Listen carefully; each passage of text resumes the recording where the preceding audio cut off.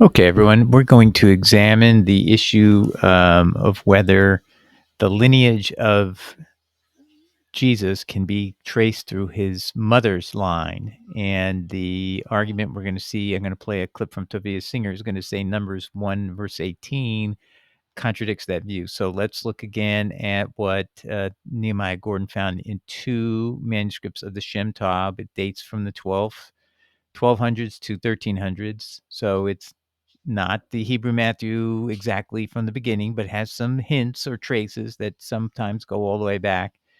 But this one is not found in any earlier manuscript, and so this has to have more proof than it has currently. That's one thing I want to just say. But even if it were proven, so this video is assume it's true.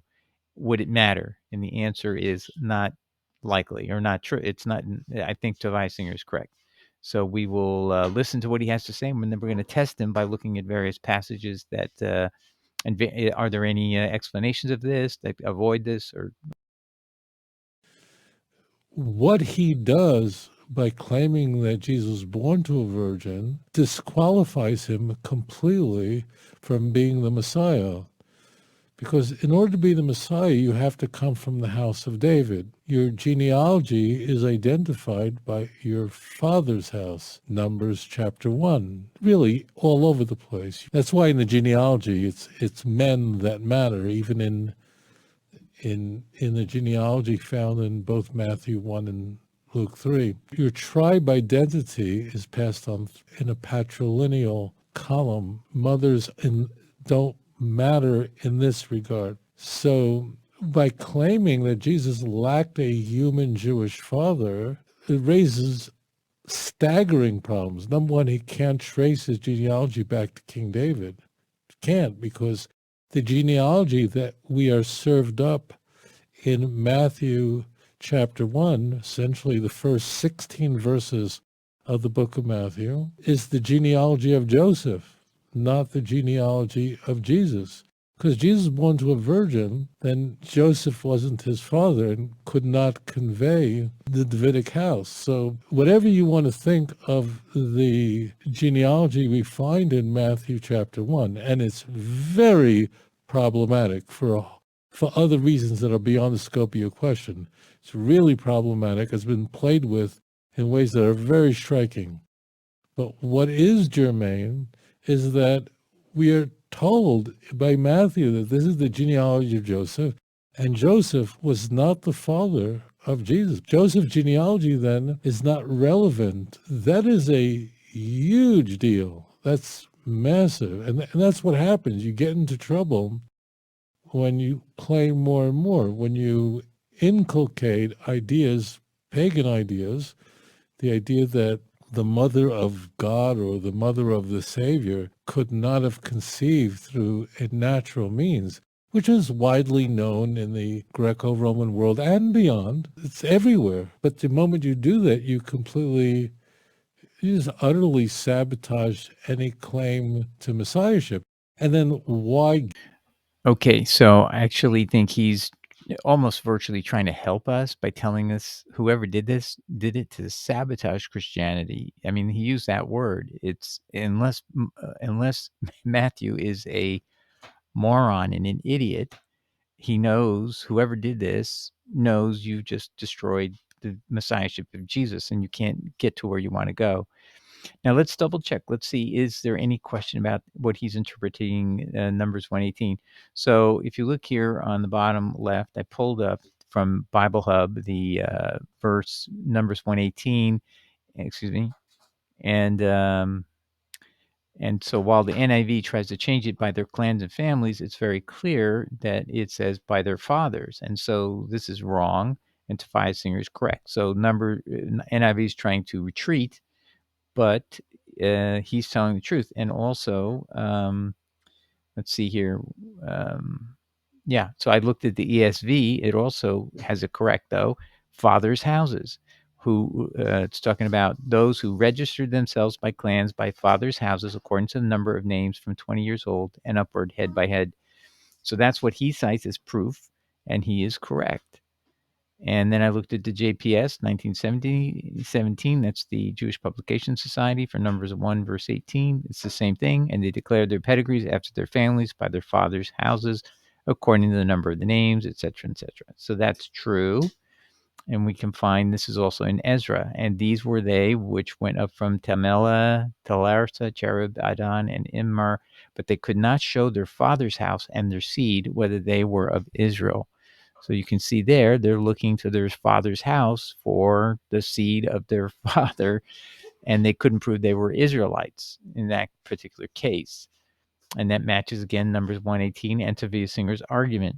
Nehemiah 7, verse 61 says the same thing as in Ezra, has the same clear definition of the word father there. That's by the father's house. They could not show their father's house nor their seed, whether they were of Israel. And Kylan DeLeach comment on Nehemiah 7, verse 61. While this resolve was under consideration, Nehemiah found the register, i.e., the genealogical registry of those who came up at first from Babylon at the beginning. Okay, and I found written therein, etc., etc. So they could not show their father's house in the registry. So that tells you how the register was being kept, and that was no. There's no suggestion that this isn't what God decreed and required.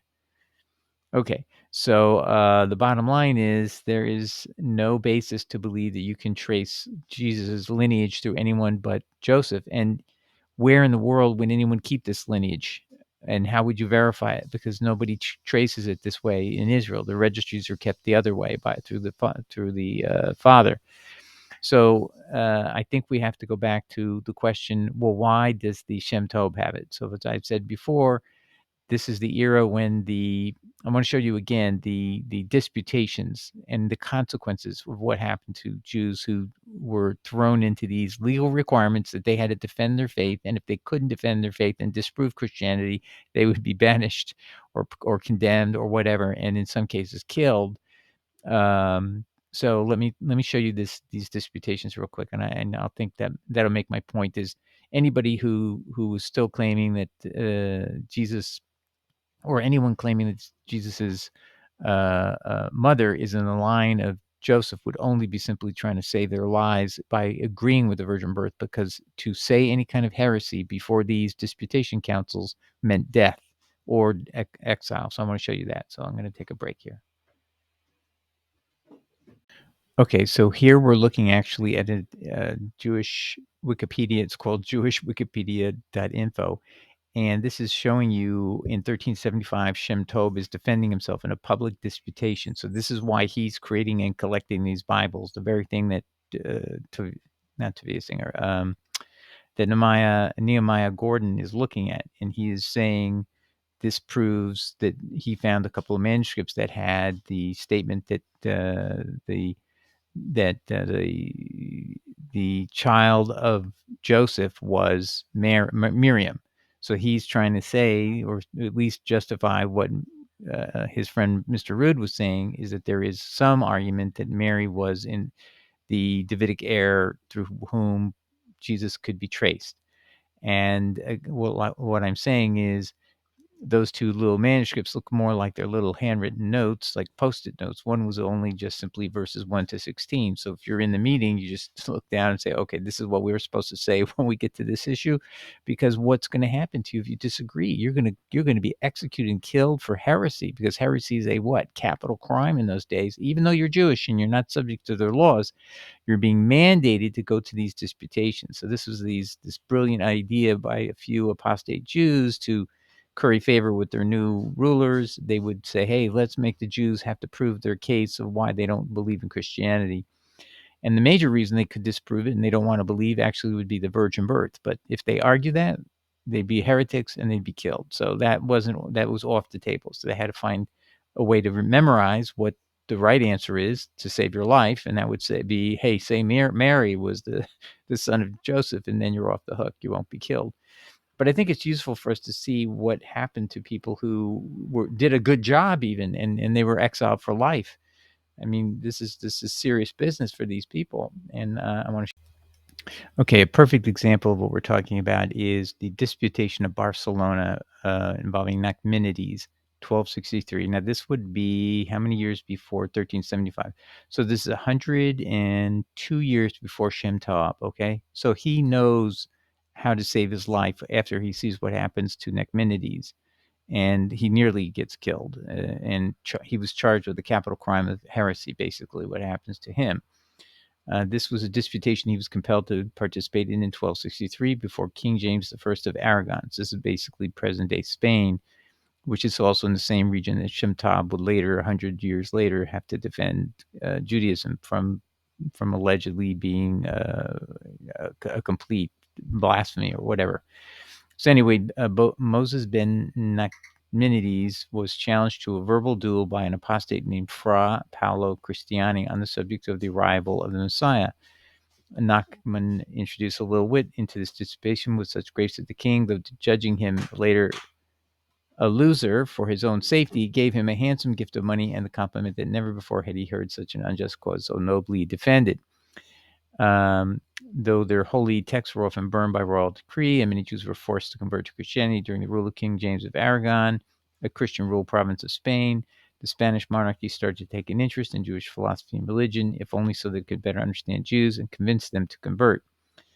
And then in 1263, King James convened the Special Council of Dominican and Christian and Jewish clergymen to debate three key theological issues: whether the Messiah had already appeared, whether the Messiah was divine or human, and which religion was the true faith. Nachmanides, Rabbi Moshe ben Naaman, Gerandi Ramban, a Jewish theologian and philosopher, was called upon to represent the Jews, while Friar Pablo Cristiani, a Jew who later converted to Christianity, represented the church. The disputation lasted 4 days and drew the attention of the entire Jewish community. Though the king had granted Nachmanides the freedom to speak freely, the Jewish community feared that any statement that offended the king would lead to increased persecution. As the disputation turned in favor of Nachmanides, the Jews of Barcelona entreated him to discontinue. So the Jews wanted to shut up. But the king, whom Nachmanides had acquainted with the apprehensions of the Jews, desired him to proceed. Probably not a good idea. At the end of the disputation, King James awarded Nachmanides a prize and declared that never before he had heard an unjust cause so nobly defended. But here's where it goes wrong for Nachmanides. Despite the king's declaration, the Dominicans still claimed victory, which led Nachmanides to publish a transcript of the debate to prove his case. Now, he doesn't want to be he doesn't want the Dominicans to lead anyone to believe that he lost this argument. He had done a good job. Even the king had said so. From this publication, Cristiani selected certain passages which he construed as blasphemies against Christianity and denounced to his general Raymond de Peñafort. A capital charge was then instituted. That means a charge of death would be the result if he was found guilty. And a formal complaint against the work and its author was lodged with the king. King James mistrusted the Dominican court and called an extraordinary commission ordering the proceedings to be conducted in his presence. So the king is trying to protect Nachmanides, and the Dominicans want this guy's neck. Nachmanides admitted that he had stated many things against Christianity, but he had written nothing which he had not used in his disputation in the presence of the king, who had granted him freedom of speech. So he felt since he had freedom of speech in that situation, he was allowed to publish whatever he was granted freedom of speech to say. The justice of his defense was recognized by the king and the commission, but to satisfy the Dominicans, Nachmanides was sentenced to exile for 2 years, and his pamphlet was condemned to be burned. Oh, but that's not the end of it. The Dominicans, however, found this punishment too mild and threw Pope Clement IV. I mean, they went over the head of the king, so higher than the king. So you see where the Pope's influences are? They succeeded in turning the 2 years exile into perpetual banishment from the land of this man's birth. Can you imagine? For doing nothing more than what he was allowed to do by law. Nachmanides left Aragon never to return again, and in 1267 he settled in the land of Israel. There he founded the oldest active synagogue in the old city of Jerusalem, the Ramban synagogue. So it didn't have a terrible ending, but these people, the Dominicans, wanted his blood, and they wouldn't settle for anything less than him being expelled from the country.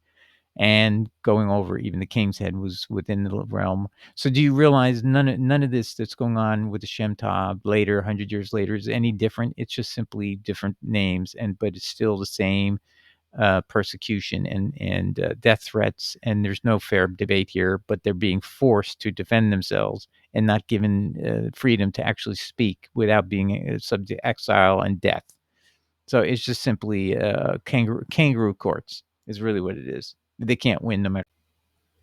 Okay, so with that said, the statement in the Sheb Tom and between the 1200s and 1300s that Jacob begat Joseph, the father of Miriam, instead of the husband of Miriam, as it reads in the King James and every other text, was likely a change made by these 100 years after what they saw what happened in Nicmenides. They had a plan. If this comes up again, we need to find a way to get ourselves out of it by denying that, by agreeing to the virgin birth, and just say that Miriam's father was Joseph, and therefore not dispute at all this line. It's not worth it to them. Just they need to get out of there alive without committing a crime or whatever.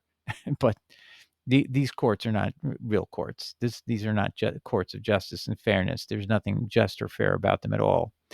All right, so I hope that lets you understand anything you see in the Shem Tov that agrees with the virgin birth does not necessarily mean it's true, and it's just simply to avoid a heresy, and that's key. You have to know where the lines were drawn between the Trinity and the virgin birth at that time, and the Jewish speakers have to be extremely careful to not transgress either of those two. How they did that would be amazing. It'd be actually interesting to see the speech of Nagminides, how he avoided of falling in. Well, actually, the Dominicans were claiming he transgressed the line and committed blasphemy. So who knows? He maybe didn't pull punches there, but later they had to learn how to pull punches to survive, I guess. Anyway, it's just not these texts have no credibility, and you can't rely upon them to conclude anything. I would say they're under compulsion, whatever's happening. All right, I hope that helped everybody, and I think we need to stick with the better evidence, which is the evidence that was found in the Sinai Sinaiticus, the works of Justin, and the Aquila document, and actually Paul's own statements about Jesus being of the seed of David. Okay, God bless everyone.